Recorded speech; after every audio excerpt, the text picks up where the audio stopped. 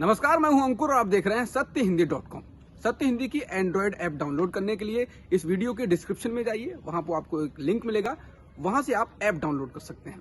अब एक नजर डाल लेते हैं अब तक की खबरों पर। लोकसभा में धन्यवाद प्रस्ताव पर बोलते हुए प्रधानमंत्री मोदी ने किसान आंदोलन को लेकर कहा कि किसी भी फैसले से समूचे देश का सहमत होना संभव हो ही नहीं सकता।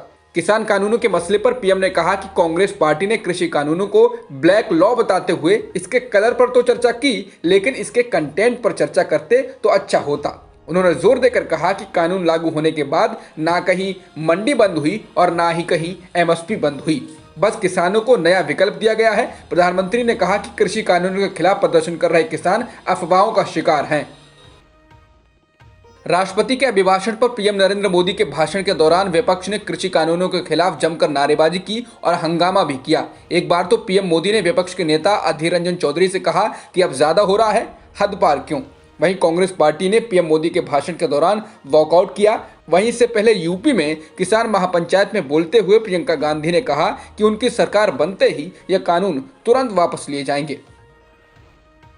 किसान महापंचायतों के दम पर अब प्रियंका गांधी ने यूपी में कांग्रेस को जिंदा करने की योजना बना ली है। आज इसी क्रम में वो सहारनपुर के चिलकाना में हुई किसान महापंचायत में पहुंची हैं, जिसमें उन्होंने पीएम मोदी को किसानों की अनदेखी करने के लिए निशाने पर लिया।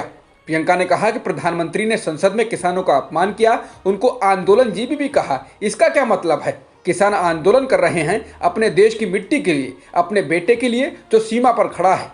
उसको देशद्रोही कहने वाला, उसका मजाक उड़ाने वाला, उसको आतंकवादी कहने वाला देशभक्त कभी नहीं हो सकता है। प्रियंका ने कहा कि प्रधानमंत्री अमेरिका, चीन, पाकिस्तान गए, लेकिन जिस शहर में रहते हैं उसके बॉर्डर पर नहीं पहुंच पाए। अपने संबोधन में प्रियंका ने कहा, यह आपकी जमीन का आंदोलन है, आप पीछे मत हटिए, हम खड़े हैं। जब तक ये बिल वापस नहीं होते तब तक डटे रहिए। जब कांग्रेस की सरकार आएगी ये सभी बिल वापस होंगे और आपको समर्थन मूल्य का पूरा दाम मिलेगा। हम आपको धर्म और जाति के नाम पर तोड़ेंगे नहीं, आपका बंटवारा नहीं करेंगे, हम आपको जोड़ेंगे।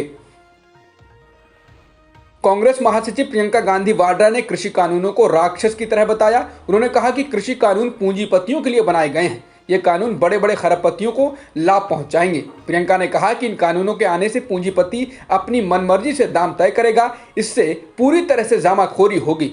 पीएम मोदी पर निशाना साधते हुए प्रियंका ने कहा कि उनकी 56 इंच के सीने में दिल पूंजीपतियों के लिए धड़कता है, इनका दिल किसानों के लिए नहीं धड़कता है। चीन की मिनिस्ट्री ऑफ नेशनल डिफेंस ने कहा है कि पूर्वी लद्दाख में पेंगोंग झील के दक्षिण और उत्तरी तट से चीनी और भारतीय सैनिक अब पीछे हट रहे हैं। चीनी रक्षा मंत्रालय के प्रवक्ता वू कियान के अनुसार चीन और भारत के बीच 9वें दौर की कमांडर स्तरीय वार्ता के बाद बनी सहमति पर अब अमल शुरू हो गया है। चीनी अखबार ग्लोबल टाइम्स ने भी चीन के रक्षा मंत्रालय के इस बयान को छापा है। बता दें, मई से ही भारत और चीन के बीच सीमा पर गतिरोध जारी है।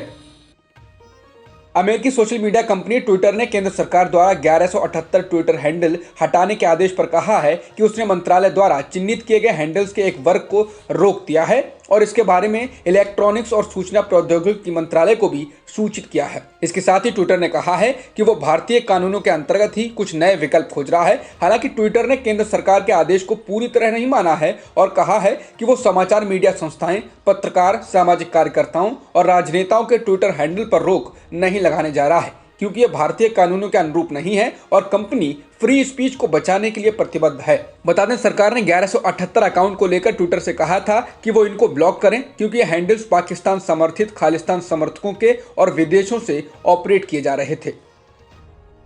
ट्विटर द्वारा ब्लॉग में सरकार को संबोधित किए जाने के बाद इलेक्ट्रॉनिकी और सूचना प्रौद्योगिकी मंत्रालय ने कहा है कि ट्विटर के अनुरोध के बाद भारत सरकार की ओर से आईटी सचिव ट्विटर के वरिष्ठ प्रबंधन के साथ मिलने वाले थे, लेकिन उससे पहले ही ट्विटर ने एक ब्लॉग प्रकाशित किया है जो असामान्य है, जिसके बाद अब सरकार भी जल्द ही अपनी प्रतिक्रिया साझा करेगी। वहीं सरकार की ओर से अब ट्विटर की जगह एक नई सोशल मीडिया ऐप कू को प्रमोट किया जा रहा है। आईटी मंत्रालय ने भी ट्वीट कर कू ऐप को डाउनलोड करने को कहा। इसके अलावा कुछ मंत्री और बीजेपी नेता भी कू पर अपना अकाउंट बना चुके हैं और बाकी लोगों से भी मेड इन इंडिया कू पर आने के लिए कह रहे हैं। इसके बाद साफ हो गया है कि सरकार ट्विटर को झुकाने में लगी है और अब सरकार ट्विटर में तनातनी बढ़ सकती है। 26 जनवरी को किसानों की ट्रैक्टर रैली के दौरान हुई हिंसा और लाल किले पर निशान साहिब फहराने के मामले के मुख्य अभियुक्त दीप सिद्धू के बाद एक और अभियुक्त इकबाल सिंह को दिल्ली पुलिस ने गिरफ्तार कर लिया है। इकबाल सिंह की गिरफ्तारी बुधवार को पंजाब के होशियारपुर से की गई है। दिल्ली पुलिस ने इकबाल सिंह पर 50,000 रुपए का इनाम घोषित किया था। इससे पहले दीप सिद्धू को मंगलवार को पंजाब के जीरकपुर से गिरफ्तार किया गया था। 26 जनवरी को ट्रैक्टर रैली के दौरान हुई हिंसा और लाल किले पर निशान साहिब फहराए जाने की घटना के बाद से ही दीप सिद्धू फरार था। सिद्धू को अब 7 दिन की पुलिस हिरासत में भेजा जा चुका है। उत्तर प्रदेश में एक बार फिर से कानपुर के बिकरू कांड की याद ताजा हो गई है। मंगलवार देर शाम कासगंज जिले में शराब माफिया ने पुलिसकर्मियों पर हमला कर दिया। माफिया के गुर्गों ने दबिश देने गई पुलिस की टीम को खदेड़ते हुए सिपाही की सरेआम हत्या कर दी तो दरोगा को बुरी तरह से पीटकर गंभीर हालत में खेतों में फेंक दिया। दरोगा को इलाज के लिए अलीगढ़ भेजा गया है। घटना की जानकारी मिलने पर एडीजी, आईजी समेत दर्जनों बड़े अफसरों ने कासगंज में डेरा डाल दिया है। पुलिस ने जवाबी कार्रवाई करते हुए बुधवार तड़के मुठभेड़ में माफिया के भाई एलकार धीमर को मार गिराया है और इलाके में धधक रही सैकड़ों अवैध शराब की भट्टियों को तोड़ डाला है। यूपी के कासगंज में सिपाही की बदमाशों द्वारा हत्या के बाद राज्य में विपक्ष योगी सरकार को घेर रहा है। आम आदमी पार्टी के सांसद संजय सिंह ने कहा है कि यूपी में जंगल राज कायम हो गया है। उन्होंने कानपुर के बिकरू कांड की याद दिलाते हुए कहा कि यूपी में अगर आप माफिया, गुंडे, बीजेपी के नेता हैं, हत्या बलात्कार के एक्सपर्ट हैं तो आपके खिलाफ कार्रवाई नहीं होगी। आप पुलिस वालों की भी हत्या कर सकते हैं। जिस प्रदेश के अंदर पुलिस सुरक्षित नहीं है वहां जनता का क्या हाल है आप समझ सकते हैं। पश्चिम बंगाल में विधानसभा चुनाव को लेकर सियासी पारा चढ़ा हुआ है।